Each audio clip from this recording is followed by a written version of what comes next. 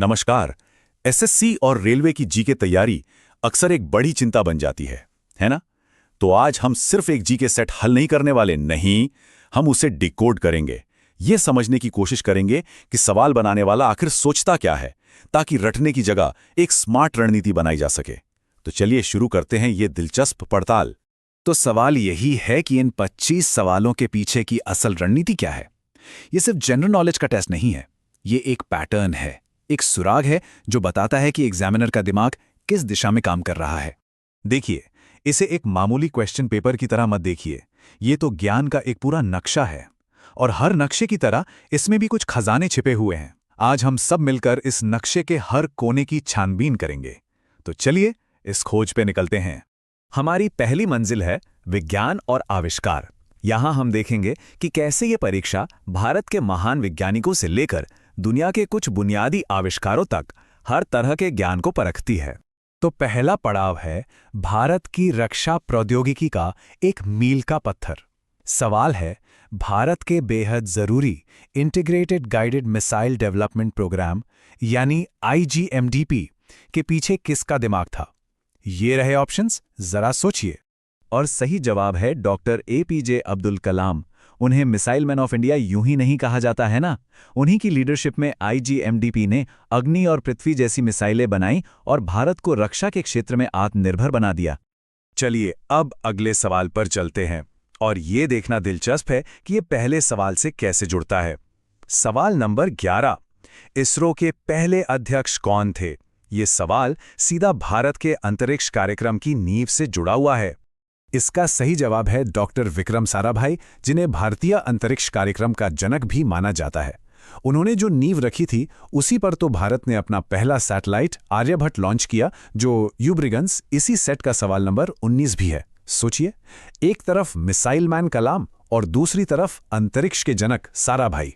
ये दो नाम ही भारत की वैज्ञानिक तरक्की की पूरी कहानी बयां करते हैं। चलिए अब अपने नक्शे के दूसरे हिस्से में चलते हैं, भारत का भूगोल और संस्कृति। यहाँ के सवाल भारत की अलग अलग पहचानों की एक यात्रा कराते हैं, मतलब ऐतिहासिक नामों से लेकर सांस्कृतिक तथ्यों तक। तो अब जरा भूगोल और संस्कृति के गलियारों में घूमा जाए। पहला सवाल एक क्लासिक जी के सवाल है, भारत का ब्लू सिटी किसे कहते हैं? जी हाँ, इसका सही जवाब है जोधपुर। ये सवाल सिर्फ एक रंग का नहीं है, बल्कि भारत की गहरी सांस्कृतिक जड़ों से जुड़ा है। और इसके ठीक बाद एक और शहर से जुड़ा सवाल, कौन सा शहर भारत की सिलिकॉन वैली के रूप में मशहूर हुआ है? इसका जवाब है बेंगलुरु। यह सवाल भारत की मॉडर्न पहचान को दिखाता है। अब यहां पैटर्न को समझिए। एग्जामिनर एक ही समय में दो अलग अलग भारत की समझ को परख रहा है।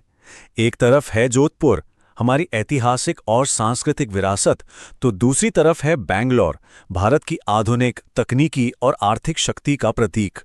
इस सेक्शन में और भी वैरायटी है। सवाल नंबर 16 में कर्नाटक में मौजूद अशोक के मस्की शिलालेख के बारे में पूछा गया है, जो हमारी प्राचीन धरोहर को दिखाता है। और वहीं सवाल नंबर 8 ये बताता है कि भारत दुनिया का सबसे बड़ा दूध उत्पादक है। ये देश की उत्पादन क्षमता को दिखाता है। हमारी यात्रा का अगला पड़ाव महत्वपूर्ण तिथियां और दिवस। ये सेक्शन राष्ट्रीय और अंतर्राष्ट्रीय महत्व की तारीखों को याद रखने की काबिलियत को टेस्ट करता है। अब जरा महत्वपूर्ण तारीखों पर नजर डालते हैं। इस सेट में 3 दिन पूछे गए हैं। पहला, दुर्लभ रोग दिवस, जो फरवरी का आखिरी दिन होता है। दूसरा, अंतर्राष्ट्रीय अहिंसा दिवस यानी गांधी जयंती, 2 अक्टूबर। और तीसरा, विश्व मौखिक स्वास्थ्य दिवस, 20 मार्च। तो इससे ये साफ है कि सिर्फ तारीख नहीं, उसके पीछे का कारण और उसका महत्व भी जानना बहुत जरूरी है। और अब हम आते हैं अपने आखिरी कंटेंट सेक्शन पर, शासन और जनगणना। ये हमारे देश की संरचना और 2011 की बेहद महत्वपूर्ण जनगणना के आंकड़ों की समझ पर फोकस करता है। 2011 की जनगणना से एक बहुत अहम सवाल, किस राज्य की साक्षरता दर सबसे कम थी? विकल्प है उत्तर प्रदेश, महाराष्ट्र, राजस्थान और बिहार। और 2011 की जनगणना के हिसाब से सही जवाब है बिहार, जहां साक्षरता दर 61.8% थी। ये सिर्फ एक नंबर नहीं है, ये एक सामाजिक सूचक है जो देश के विकास के लिए बहुत मायने रखता है। जनगणना से एक और सवाल, लेकिन इस बार एक अलग पैमाने पर। किस केंद्र शासित प्रदेश में जनसंख्या वृद्धि दर सबसे कम दर्ज की गई थी? इसका जवाब है लक्षद्वीप। तो यहां से क्या सीख मिलती है? सीधी सी बात है, 2011 की जनगणना को हल्के में बिल्कुल नहीं लेना है।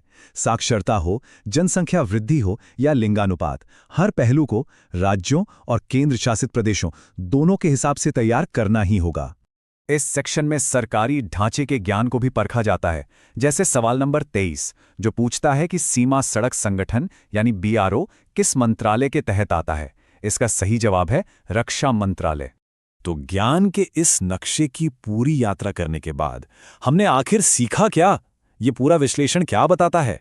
तो इस पूरे नक्शे को खंगालने के बाद हमारे हाथ क्या लगा?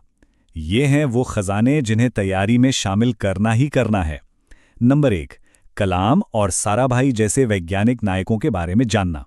2, 2011 की जनगणना के आंकड़े तो उंगलियों पर होने चाहिए। 3, शहरों के निकनेम याद रखें। 4, तारीखों को उनके महत्व से जोड़कर पढ़ें। 5, सरकारी संस्थाओं का स्ट्रक्चर समझें। और हाँ, आखिर में IUCN जैसे पर्यावरण संगठनों पर भी नजर रखें जो रेड लिस्ट जारी करता है। कहते हैं तथ्य कई हैं पर कहानी एक ही है। तो क्या हम सब तैयार हैं? जनरल नॉलेज की तैयारी को सिर्फ फैक्ट्स का एक ढेर मत समझिए, इसे भारत की एक पूरी कहानी को समझने की कोशिश की तरह देखिए।